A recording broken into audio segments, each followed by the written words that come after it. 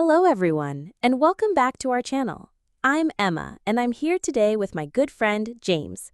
In today's video, we have something very special for you. We're going to help you improve your English listening skills with a fun and realistic conversation. Listening is one of the most important parts of learning a language because it helps you understand how native speakers talk in real life, with natural speed, expressions, and pronunciation. So, get comfortable, stay focused, and try to catch as many words and phrases as you can. Remember, the more you practice listening, the faster your brain will get used to English. And don't forget, you can listen to this episode as many times as you like to really train your ears. Let's get started. Exactly. And before we jump in, make sure you subscribe, hit the like button, and share this video with your friends who are also learning English. Now, let's begin our listening practice. All right, James, let's start our conversation. Imagine we are meeting at a small park on a sunny Saturday morning. The birds are singing, there's a light breeze, and people are walking their dogs. I see you sitting on a bench, enjoying a cup of coffee, and I walk over to greet you. Yes, I can picture that.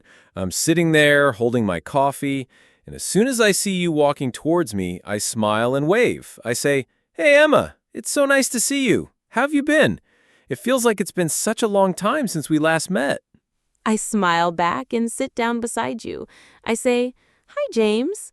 I know, right? It really has been a while. I've been quite busy with work and a few personal projects, but I'm doing well. The weather today is so beautiful. It's the perfect day to be outside." I nod in agreement and take a sip of my coffee.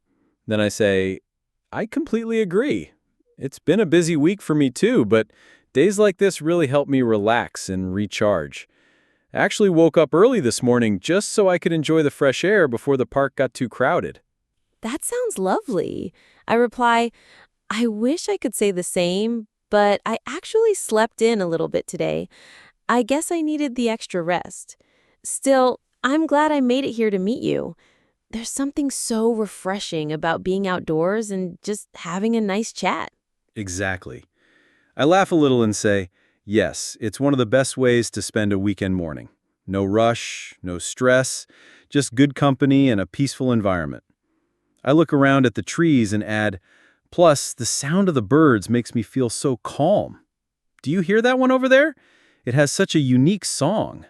I tilt my head, listen for a moment, and smile. Yes, I can hear it. It's amazing how nature can be so soothing. Sometimes I think we spend too much time indoors and forget to appreciate simple things like this. That's true. I respond, I've actually been trying to spend more time outside lately. Even just going for a short walk after work helps me clear my mind. I think it's good for both our physical and mental health. I nod and say, "Absolutely. Maybe we should make it a regular thing to meet up like this, just to talk and enjoy the day. It could be our little weekend tradition." I smile warmly and say, I'd really like that, Emma. Let's do it. So, Emma, while we're sitting here enjoying this beautiful morning, I wanted to ask, have you been working on any new hobbies or activities lately? I remember the last time we spoke, you mentioned you wanted to try painting, but I'm not sure if you ever got around to starting it. I laugh softly and say, yes, I actually did start painting a few weeks ago. At first, I was a little nervous because I had no idea what I was doing, but then I realized that I didn't have to be perfect. I could just enjoy the process and see what happens. It's been surprisingly relaxing, especially after a long day of work. "That's great to hear," I respond with a smile. You know, I think that's the best approach. When we put too much pressure on ourselves to be perfect, we end up feeling frustrated instead of happy. It's the same with learning English, isn't it? If we focus too much on avoiding mistakes, we forget to actually enjoy using the language. Exactly. I nod in agreement and say, that's a really good point. When I was first learning another language, I used to be so worried about grammar and pronunciation that I almost never spoke. But then I realized that the only way to get better was to actually speak and make those mistakes. Yes, I reply, leaning back on the bench. And I think conversations like this one are a perfect example of natural practice. We're not reading from a textbook, we're not doing an exercise. We're just talking, sharing ideas, and letting the conversation flow. This is exactly what helps people improve their listening skills and speaking confidence. I smile and say, that's why I think podcasts and casual conversations are so valuable. When you listen to real people talking, you start to understand how words connect, how the tone changes, and how we sometimes use expressions that you won't find in a textbook. I nod and add, yes, and it also teaches you to pick up meaning from context. For example, if you don't understand every single word I say, you can still figure out the overall message from the way I'm speaking, the situation we're in, and the words you do recognize. That's very true, I agree. And honestly, sometimes I don't catch every word even when I'm listening to native speakers in my own language.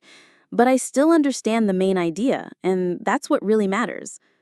I laugh and say, exactly. And for English learners, the goal should be to understand the big picture first. Over time, as they listen more and more, they'll naturally start to hear and recognize the smaller details too. That's why I always recommend listening to different voices, I continue. Some people speak faster, some slower. Some have a very clear accent. Others might have a stronger regional accent. The more variety you listen to, the easier it becomes to understand anyone. Yes, absolutely, I agree.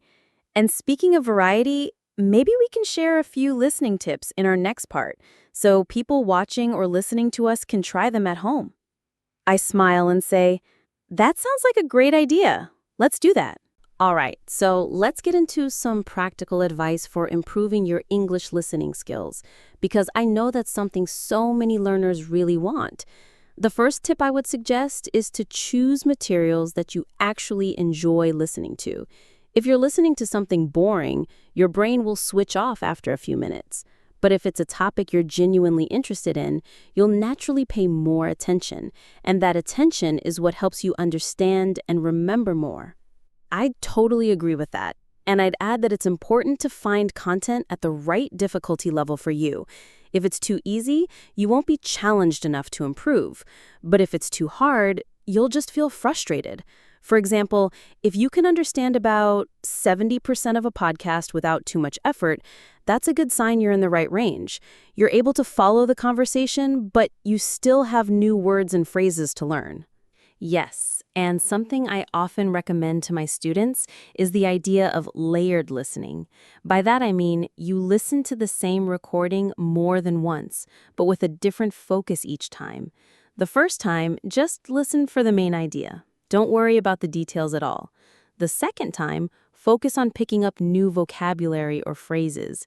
Then, maybe the third time, pay attention to how the speakers connect their words or how their intonation changes when they're asking a question or making a statement.